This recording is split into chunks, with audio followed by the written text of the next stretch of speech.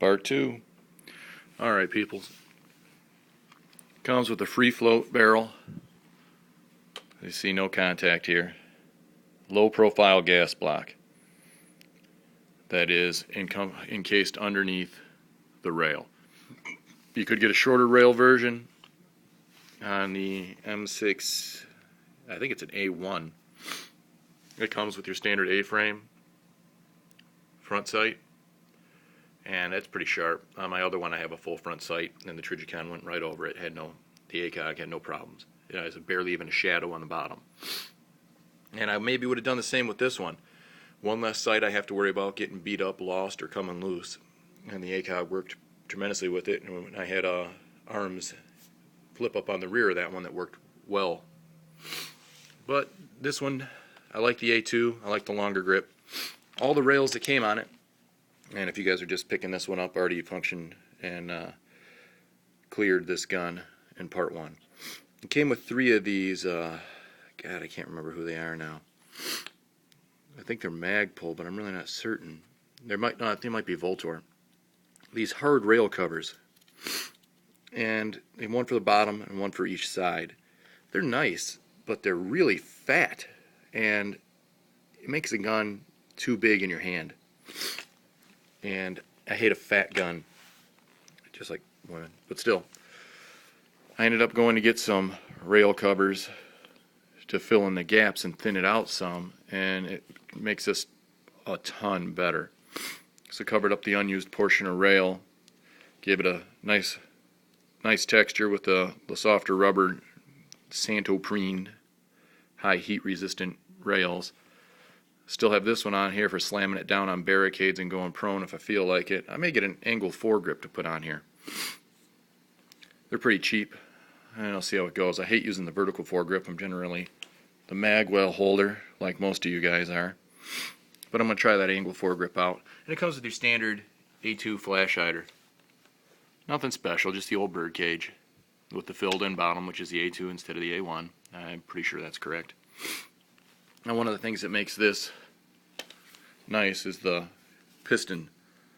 And first we'll get to it comes with Troy front and rear flip up battle sights, backup sights. I'm not going to pop that one off, but you guys get the idea. It's the same old thing. I find that they're actually quite nice. I wasn't a fan of them.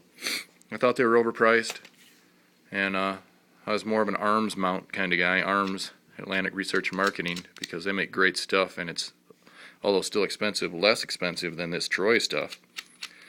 And now I'm looking at Midwest Industries, but these Troy are impressing me. They're pretty good.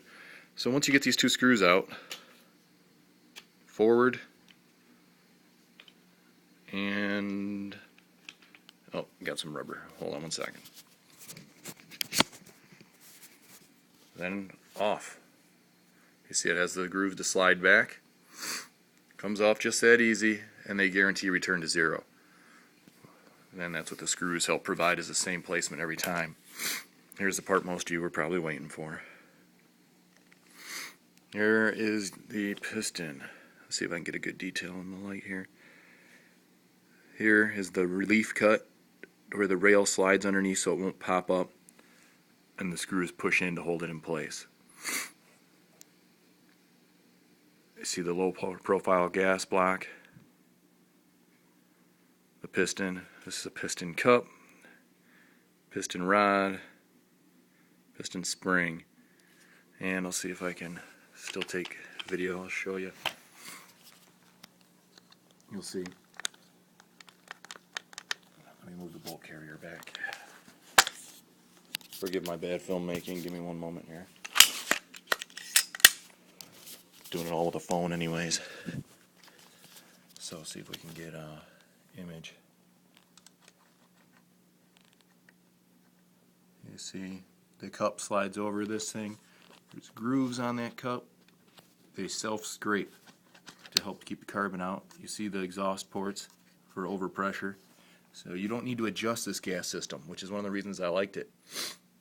A lot of the new ones coming out, like the ACR, which I'm hopefully going to get here in the future. I'm waiting for Generation 2 to come out, which is supposed to be a pound lighter for the military version. I'm not looking forward to an 8.2 pound gun. I have a SOCOM 16 that's 8.9 pounds empty, and I know 308 ammo weighs more, but I hate carrying the thing around all day. I love the gun, I hate carrying it. This gun isn't exactly light, but it's a lot lighter than that, and my other M4 is even lighter. So you see the spring, it's just standard, and these come apart right here. I can't do it one-handed. This will come out of the spring cup. You pry it out of the way a touch, pop it out. This will all come out as one piece. That cup comes off. Very easy to get to and clean. You see the barrel is relieved in profile. You see the step down by my thumb here. And I believe it's your standard heavy barrel, or maybe a touch under heavy barrel, more of M4 profile without the M4 cutout. So it's pretty good. On my M4, I got heavy machine gun barrel from the barrel nut up to the front sight base, and that thing is just stiff. And then I have heavy barrel out from there. With a 14.5 inch and a fixed phantom on that one, you can hold clover leaves in 100 yards. So anybody who says a short barrel can't do it hasn't had the right short barrel. And it depends how you treat the rifle. And this is a 14.7 with a pinned flash hider. I told him I wanted a 16 at the gun store, and was hoping that in Michigan, my buddy has a security company that I work for, we were going to be able to can our rifles for training. He's working on the business end and the law right now, and with any luck we were going to be able to get that done. So I wanted a removable flash hider so I could put a can on it if that ever came about, and for an inch, 1.3 inches, I figured if it never did, it wouldn't be that big of a deal. Ended up with this gun instead, and if we do get there, now I'm going to have to send it back to the manufacturer to get taken care of. So that's just a little bit on the rifle. Let me go to another part here. If you guys, I have a little more info. I'll get back to you in 1 second.